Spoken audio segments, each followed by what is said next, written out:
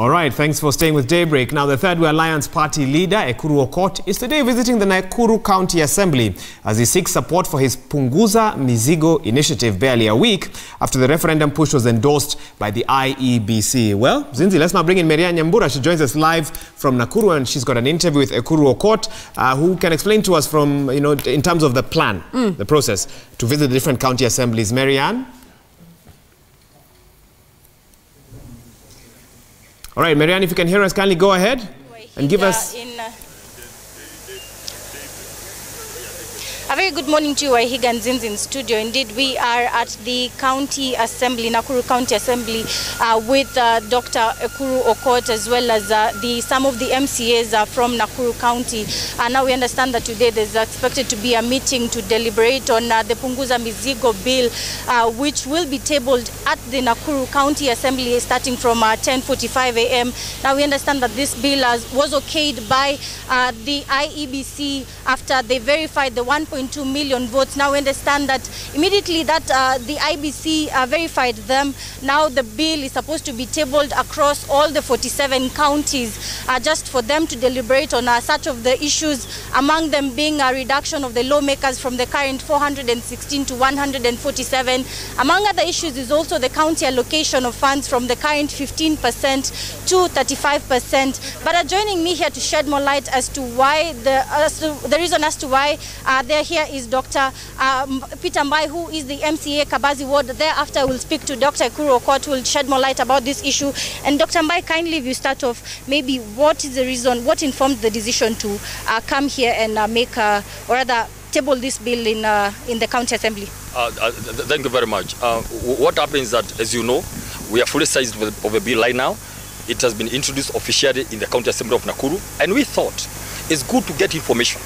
It's good to get facts light hand. So as a county assembly, I consulted the speaker and I was able to contact the Third Way Alliance, and I asked the Daktari to come down here so that we can now begin debating on issues that we know of.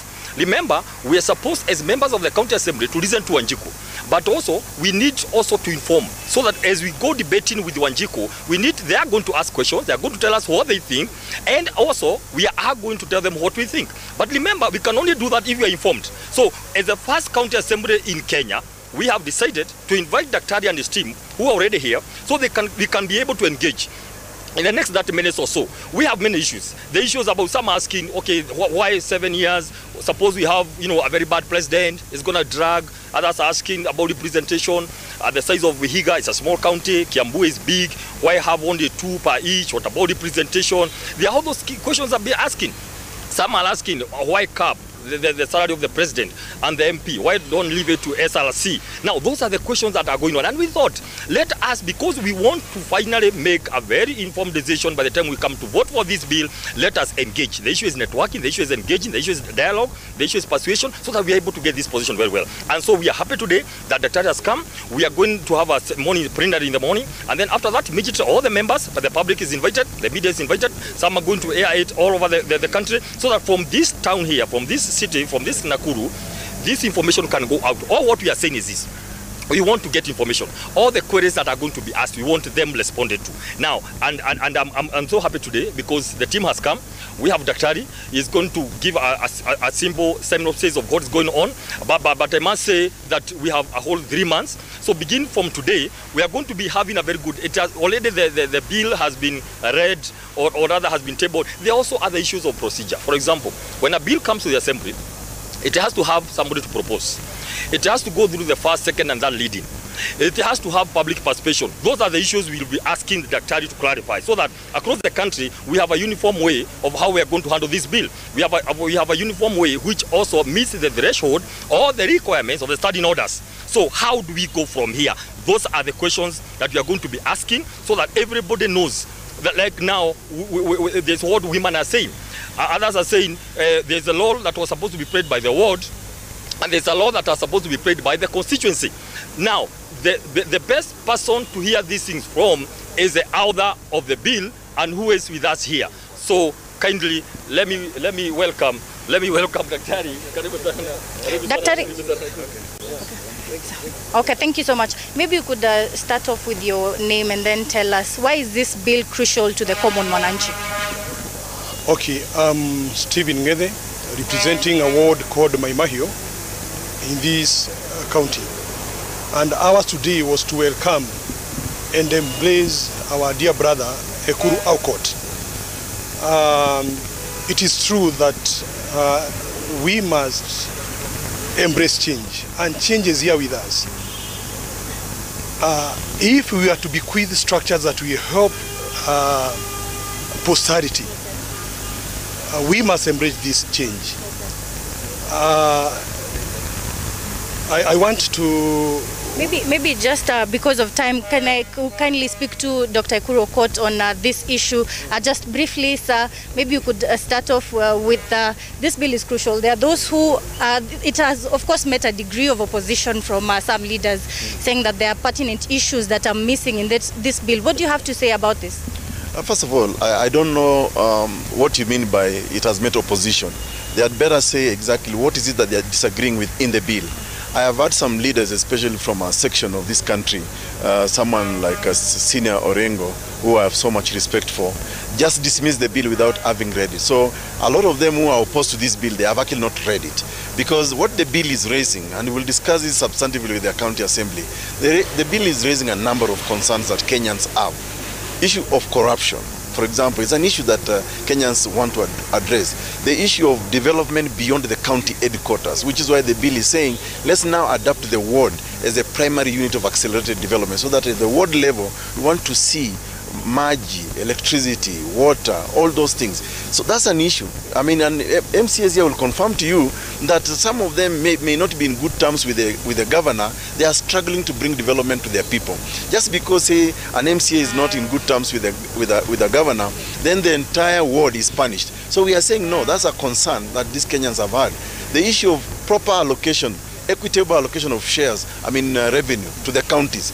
For the longest time, it's been 15%, but still we are not seeing fast-end development. That's why we are proposing at least 35%. Hata kama ni 50, it can even go up to 60, because the people of Kenya are at the counties. So for us, those are the issues that I wish these leaders who are dismissing this bill should engage with.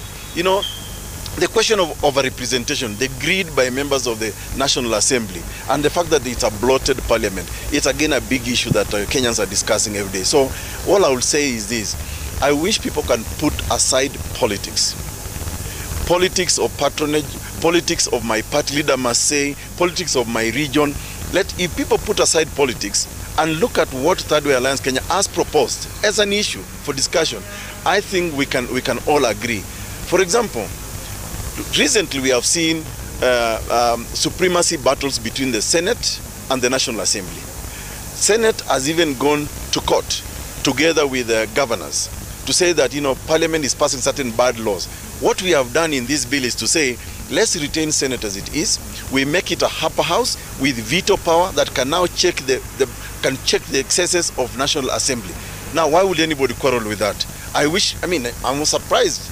James Orengo and many others who are opposed to this bill should have been dancing to the tune of this bill, because, it's actually elevating him. For members of parliament, we have told them, we're actually elevating you. Go to National Assembly and focus on legislation, oversighting government, and passing legislation, oversighting government, and representing your people.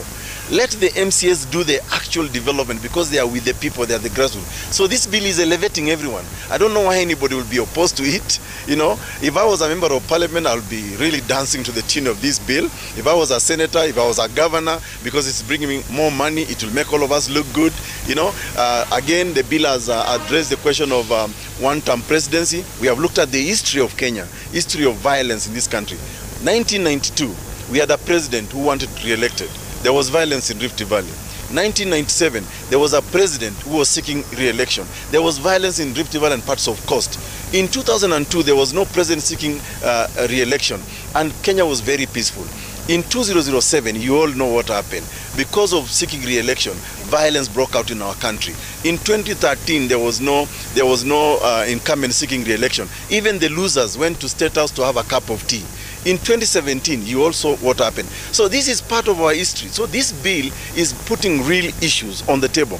And I wish politicians who have been used to just opposing anything for the sake of opposing should just take time and read this bill. And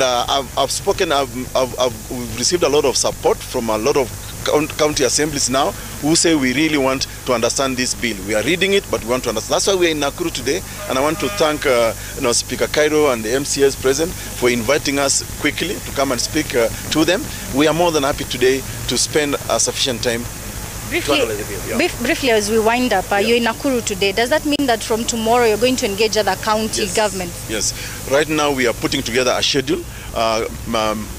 Nyeri has already confirmed for next week on Wednesday.